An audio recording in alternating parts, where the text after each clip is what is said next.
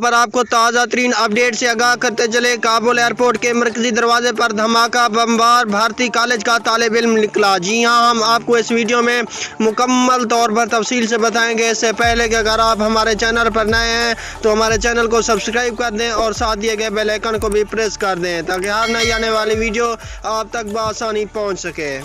जी हां, आपको बताते चले अफगानिस्तान के काबुल एयरपोर्ट के मरकजी दरवाजे पर खुद को धमाके से उड़ाकर 13 अमेरिकी फौजियों समेत 170 अफराद को मौत के घाट उतारने वाले बमबार ने 2016 में भारतीय शहर फरीदाबाद के एक कॉलेज में तालीम हासिल की थी। भारतीय मीडिया में शाये होने वाली रिपोर्ट्स में तस्दीक की गई है कि खुदकश बमबार अब्दुल रहमान अल गौरी ने 2016 में रियासत हरियाणा के शहर फरीदाबाद के एक कॉलेज में दाखिला लिया था।